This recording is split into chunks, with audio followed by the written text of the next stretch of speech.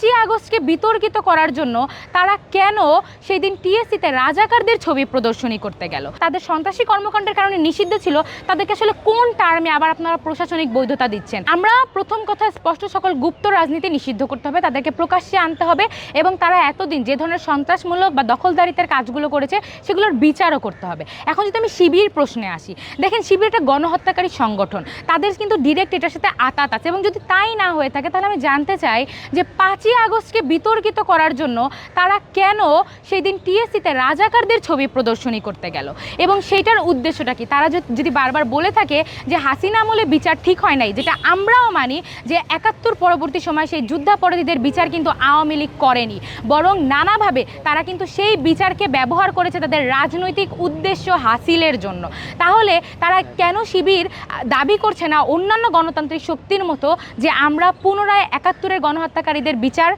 চাই এবং 24-এর গণহত্যাকারীদের বিচার চাই? যদি 71-এর গণহত্যাকারীদের বিচারটা না হয়ে থাকে তাহলে আমাদের এখনও আশঙ্কা আছে যে আগামী দিনে 24-এর গণহত্যাকারীদের বিচারটাও হবে না। আমাদের আশঙ্কা আছে যে প্রশাসন এখন যেভাবে আমাদের ইসলামী ছাত্র শিবিরের সাথে বসাচ্ছে, আগামী দিনে তারা আমাদেরকে নিষিদ্ধ ঘোষিত সংগঠন ছাত্র লীগের সাথেও বসাবে। শিবিরের প্রশ্নে যদি আসি, আপনাদের জানা আছে যে 90-এর পরে সকল ক্যাম্পাসে কিন্তু পরিবেশ পরিষদ নামে একটা সামাজিক রাজনৈতিক চুক্তি হয়েছিল এবং সেটার প্রত্যেকটা সিদ্ধান্তে সিগনেচার করতো কিন্তু ঢাকা বিশ্ববিদ্যালয়ের যে পরিবেশ পরিষদ, তাতে সিগনেচার করতো কিন্তু ঢাকা বিশ্ববিদ্যালয়ের উপাচার্য, অর্থাৎ তার নির্দেশনায় কিন্তু সেখানে সকল সিদ্ধান্ত বাস্তবায়িত হওয়ার কথা ছিল। 90-এর দিকে আমরা দেখলাম যে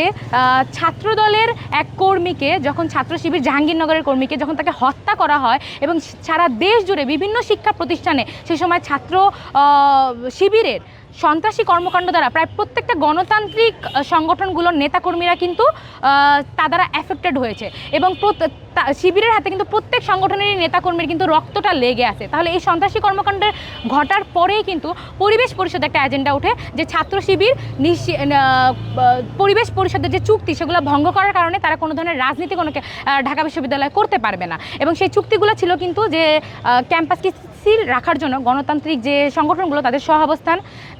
দখলদারিত্ব এবং সন্ত্রাসের বিরুদ্ধে ছিল সেই চুক্তিগুলো, সেগুলো ভঙ্গ করাতেই কিন্তু শিবিরকে নিষিদ্ধ ঘোষিত করা হয়েছিল। 5-এর পরে এই পুরো পরিবেশ পরিষদকে অগ্রাহ্য করে এটাকে অমীমাংসিত রেখে আসলে বিশ্ববিদ্যালয় প্রশাসন তাকে প্রশাসনিকভাবে শিবিরকে বৈধতা দেওয়া শুরু করলো এবং আমরা জানতে চাই যে একটা সংগঠন যার তাদের সন্ত্রাসী কর্মকাণ্ডের কারণে নিষিদ্ধ ছিল, তাদেরকে আসলে কোন টার্মে আবার আপনারা প্রশাসনিক বৈধতা দিচ্ছেন? আপনারা কি কোনো ধরনের গণতান্ত্রিক আলোচনা বা কোনো ধরনের মীমাংসা নিজেদের মধ্যে করে ফেলছেন? কিন্তু এই বিশ্ববিদ্যালয়ের স্টেক তো কেবলমাত্র প্রশাসন আর শিবিরের না, এর মধ্যে শিক্ষার্থীরা আছে, এর মধ্যে অন্যান্য ছাত্র সংগঠনগুলো আছে, তাদের সাথে আলোচনা ব্যতীত এবং সেই পরিবেশ পরিষদ যেটা একটা সামাজিক ও রাজনৈতিক চুক্তি ছিল সেটাকে ভঙ্গ করে প্রশাসন যে কাজটা করতেছে সেটা কিন্তু তারা এখনও কোনো ধরনের জবাবদিহিতা করে নাই এবং এই ধরনের ঘটনাগুলোই কিন্তু ক্যাম্পাসের যে গণতান্ত্রিক অবস্থান তাকে ধ্বংস করছে এবং এটাকেই কারণ দেখিয়ে যদি প্রশাসন কোনোভাবে ছাত্র সংসদ নির্বাচনকে পিছিয়ে দিতে চায় তাহলে আমরা কিন্তু এর কঠিন প্রতিরোধ গড়ে তুলব।